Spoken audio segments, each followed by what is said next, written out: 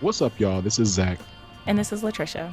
and you're listening to Living Corporate. We've said it a few times before, but I want to reiterate Living Corporate is not a current events podcast. Our content has been consistently evergreen.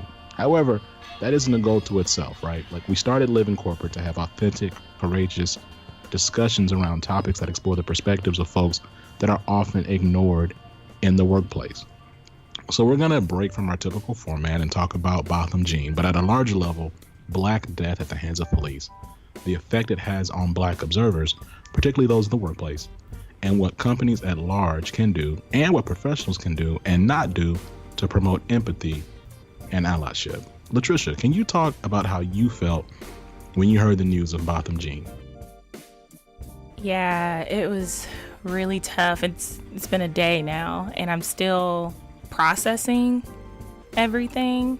But yeah, it's a normal Friday for me. Woke up on client calls, different meetings, and I didn't really have enough time to open my phone and check Instagram because I was so busy that morning. And then maybe around noon, I check Instagram and I see it seemed like a very familiar face all over my IG, and I'm kind of confused as to what's going on. And I read the story. I see that another Black man has been shot down by the police, and it's someone basically in my own backyard. We live in the same city. We're actually previous coworkers, and it was just unbelievable. I just remember reading the articles over and over again and hoping, maybe he was shot, but he's not dead, because I just could not.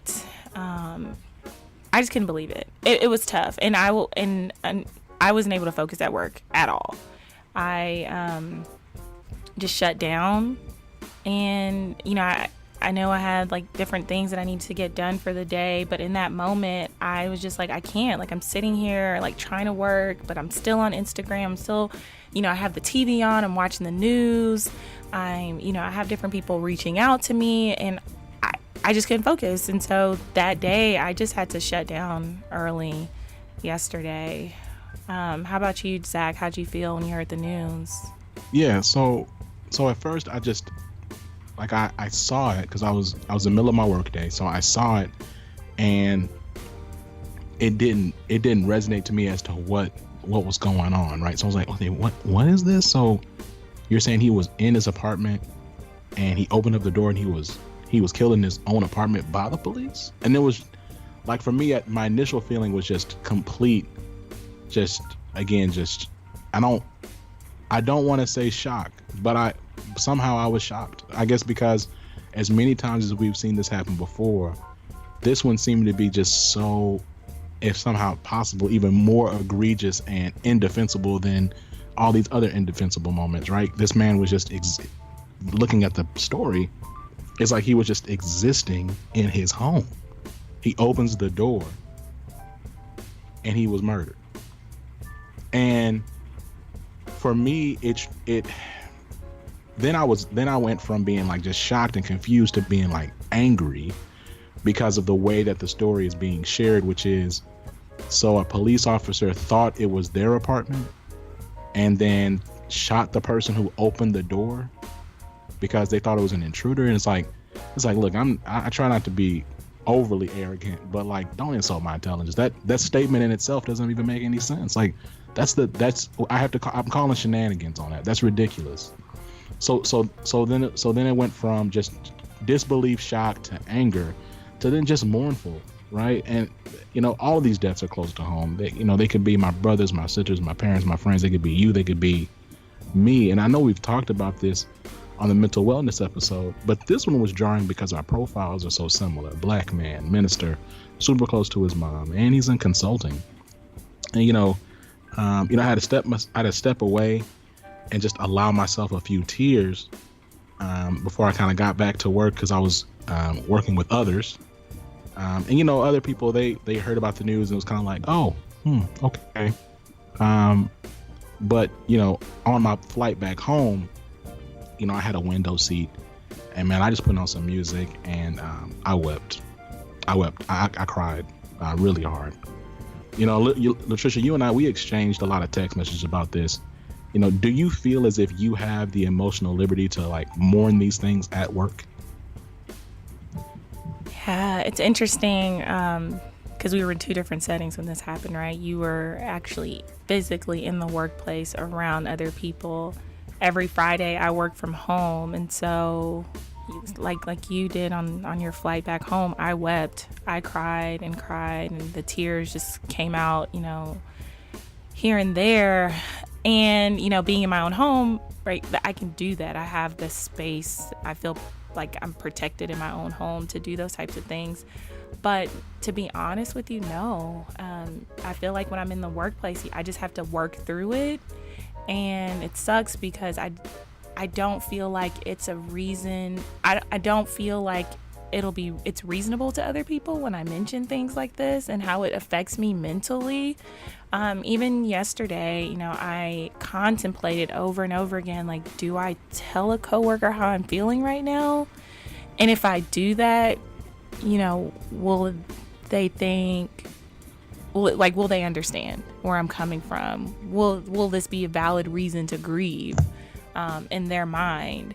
But surprisingly, I did, I've learned to be a lot more open. I think the Living Corporate podcast has helped me build up a lot more courage to speak about some of these things.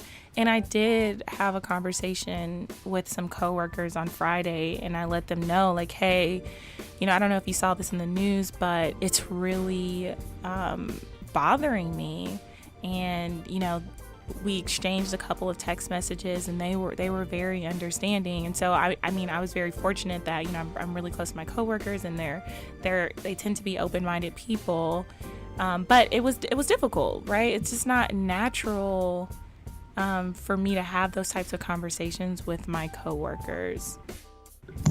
Yeah, no, I feel the same way. And so multiple studies have shown that witnessing death or hearing about the death of Black people can produce PTSD-like symptoms for Black people. So to your point, like, consider feeling like that, but everyone around you who doesn't look like you is just continuing on like life is normal. Right.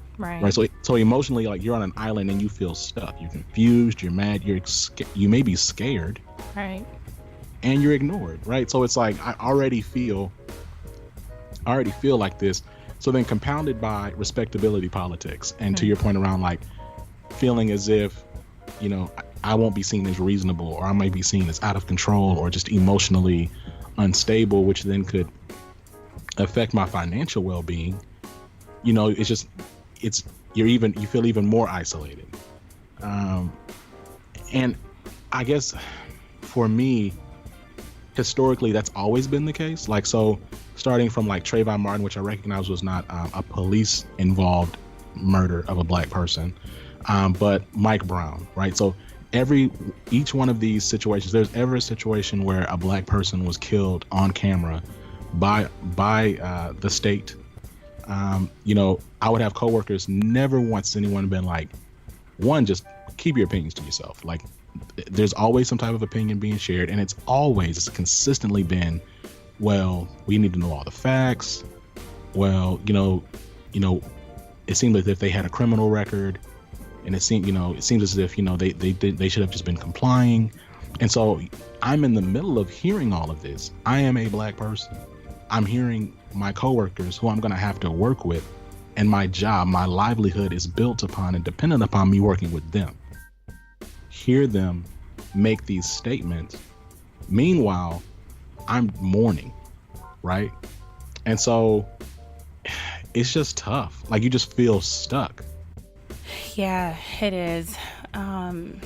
It's so interesting, some of the different things that you bring up, like respectability politics, and how they always insert themselves into situations like this.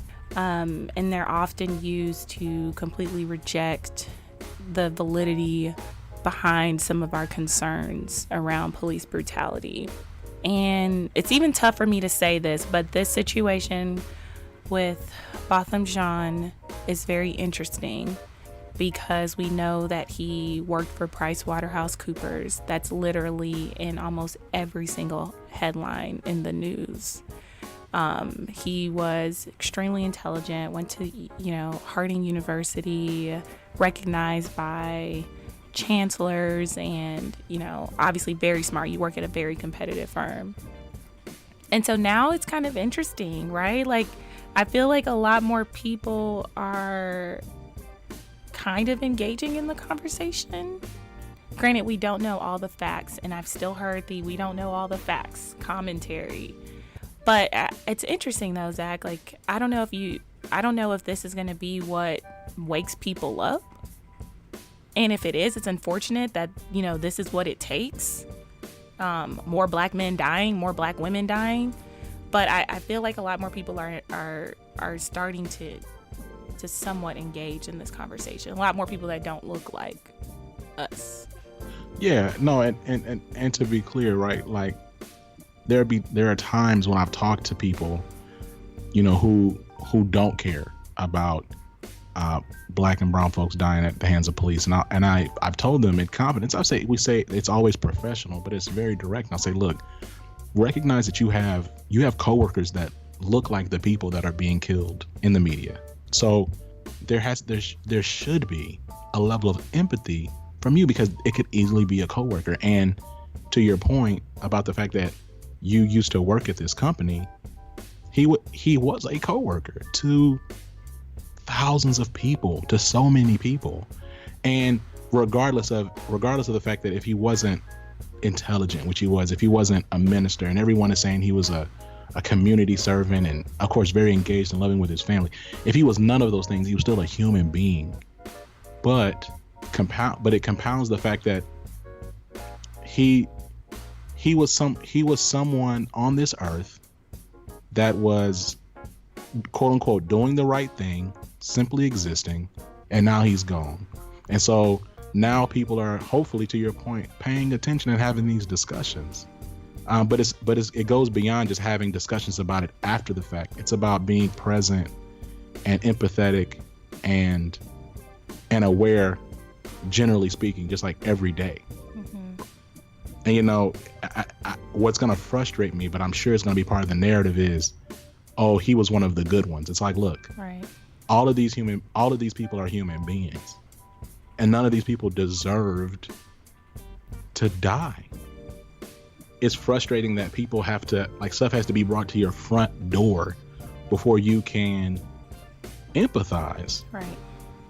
And like he shouldn't have been murdered senselessly like this for people to open their eyes. There's been 11 deaths of black people. I mean, we'll talk about this later in the show, but we'll point you to resources and research that shows the amount of death and trauma that black folks have been going through at the hands of police, right? And like, this is not new. And I'm frustrated. Like, this might be the only show where everyone's really hearing me like genuinely upset, right? Like, I'm hurt. Let's keep it going. So I know that we've come together and we have a list of some things that we wanted to talk about. So why don't you go ahead and talk about that, Latricia? Yeah. So, what can we do when it comes to how we address these things in the workplace? We don't have all the answers. I brainstorm about these things all the time. And I think from, the C-suite level, what can we do? These corporations have so much power and influence, and, the list is so long, but I still get stuck. Like, I start to think about, coalitions that can be built and, voting and things like that. But then I just wonder, like, how is this really going to impact the day-to-day experiences of black and brown people? And so I thought about it, and I was like, hey, well, let's just scale this back a bit and look at this at a more micro level. What can we do in the workplace as coworkers to address situations like this when they come up? And unfortunately, it's happening way too often. And so Zach and I were kind of thinking about it, and there's 3 things that, we think are really important to remember at times like this. One is to not ignore pain. And so we talked about our pain throughout this episode. We've both been very open and honest about how this has affected us. You know, it's been 48 hours now. And it's important to be able to grieve, right? It's a human response to tragedy. And so when it comes to, you know, being able to mourn or grieve, you do need the support from your coworkers. One thing that we talked about on a past episode related to mental wellness when I interviewed Dr. Toby Odunsi was the concept of calling in Black. You know, it may sound funny, but it's real. If you need to tell your manager or your coworker or, you know, staff that you manage that you need time to grieve in a situation like this, allow yourself that time.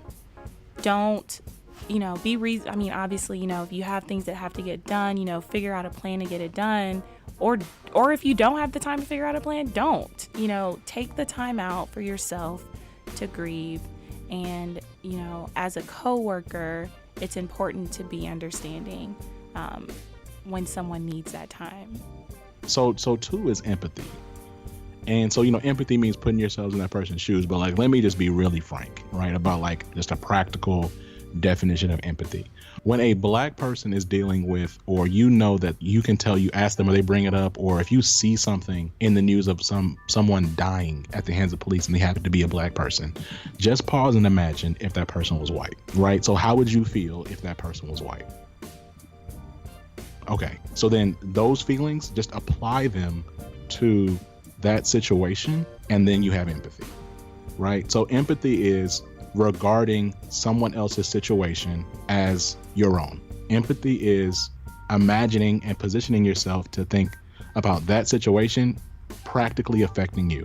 I think it's just so easy. I remember during the Ferguson protests, I remember I was at work. I just remember coworkers being like, okay, yeah, we get it. He died. Okay, we get it. All right. Like, what's the big deal? Like, people die every day, or they're going about it the wrong way, or whatever. And then, you know, even more recently, the kneeling, the protests against systemic injustice and police brutality and systemic racism, right?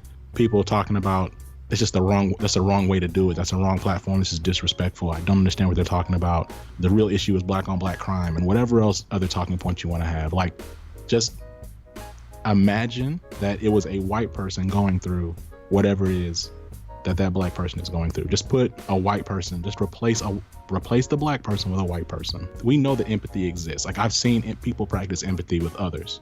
I've seen it. There was a situation where when that kid was bullied, that he was bullied. He was like an elementary school kid. He was bullied. They raised like $100,000 for that kid, right? Because he was being bullied. And so they decided to empathize by supporting that child and that family financially, right? So it's not as if we can't empathize. It's about making a choice to empathize by viewing that person as equal to you and a part of your community. And I do believe that we're more similar than we are different. And the third thing is to be authentic during situations like this. So this really does piggyback off of showing that empathy. And I can give an example of authenticity. So the great thing that I really do enjoy about my job is the opportunity to travel. It can suck sometimes with personal life, but it has afforded me the opportunity to meet people from all walks of life. And so a young Nigerian girl from Dallas, Texas is not as likely to come across, you know, a 40-year-old Egyptian man from Boston, Massachusetts, and call him her friend. I've had that opportunity to meet all different types of people, and I was really surprised on Friday when multiple coworkers reached out to me just to check on me and see how I was doing, and none of them were Black. They were different races, different sexualities, different age groups, young and older. And I really did appreciate that. And I appreciate it because they were being authentic. I know for some people they may feel like, a black person dies, and so you have to text the only black person you know, or you have to text the first black person you can think of. And, that can make some people uncomfortable, and I completely understand that. And I've felt uncomfortable in situations like that before as well. But when I know it's authentic and it's coming from a true place of just, someone caring and someone trying to be understanding and making sure that I'm doing okay, that really makes this job so much better. I think, as corporate America becomes more and more diverse, we have the opportunity to get to know more people on an authentic level, not just, as your coworker who you manage or they manage you, but just as a person and as people. So I will say that really did help me cope yesterday when I received all of those heartwarming messages from my coworkers. And it, like I said before, it really does help. I mean, because in these moments, and I think what I really think that people don't recognize is that in these moments, when you kill someone, when you murder somebody, you're making a statement about your position on their humanity. And so when someone is killed, someone is murdered, someone dies at the hand of someone else, especially when they did nothing wrong and it's ignored, or there's some kind of like offhanded, backhanded comment made about it, whether you recognize it or not, you're dehumanizing that person who died. And to a certain extent, you're dehumanizing yourself, because we're all supposed to be part of the same community, right? Like the colorblind people or all these folks, like there's only one race, the human race. Okay, so then if there's only one race, the human race, how can you be so dismissive of someone else's pain? How can you not empathize? And how can you not practice authenticity here? They're a human being. And so I know for me, to your point, like I had a couple of friends, I had some white colleagues and friends who reached out to me as well. And those moments mean a lot for me as well, because there's so many times in those situations where I just want someone just to encourage me in the fact that I'm a human being. If you go back and you look at the civil rights protests, men were walking around with signs that just said, I am a man. Like, I'm a man. That was the statement. And I think that it's easy, if you're in the majority class, to dismiss or undervalue how powerful it is just for someone to acknowledge and affirm your humanity. But it goes so far. It goes so far. Living corporate, we exist to push against systems and norms that were not created with people of color in mind. And so while I don't know, and Latricia, we don't know like the perfect answer here, I do know that voting to change laws and measures of accountability is an actionable step. Yep, I totally agree. And I know voting can be intimidating when we start to talk about voting at a more local level. But there are a lot of really great resources out there that can help you to stay informed and stay engaged in the voting system. Yeah, and so let's do this before we wrap up. We want to point folks to resources to help mobilize them for action. So one of my favorites, and the one that we're going to be linking in this show, is joincampaignzero.org. So they're all about ending police brutality of Black and brown people in America. It's not rhetoric, though. Like, they have resources and tools to help you engage critically and civically to let your voice be heard. So we all have that information in the show notes. Latricia, before we go, any other thoughts? I'm just glad that we use this space to have this conversation. That's really why we created Living Corporate. And as Zach mentioned, this is not our typical format for the shows, and we just really wanted to have take this time out to just express how we feel And we hope that everyone that's listening is encouraged to be more open about these conversations. If we just keep it all within ourselves and we don't allow ourselves to have those conversations, then we're not going to be able to push forward. Absolutely. And that does it for us on the Living Corporate podcast. This has been Zach. And this is Latricia. Peace. Living Corporate is a podcast by Living Corporate LLC. Our logo was designed by David Dawkins. Our theme music was produced by Ken Brown. Additional music production by Antoine Franklin for Musical Elevation. Post-production is handled by Jeremy Jackson. Got a topic suggestion? Email us at livingcorporatepodcast@gmail.com. You can find us online on Twitter, Facebook, Instagram, and living-corporate.com. Thanks for listening. Stay tuned.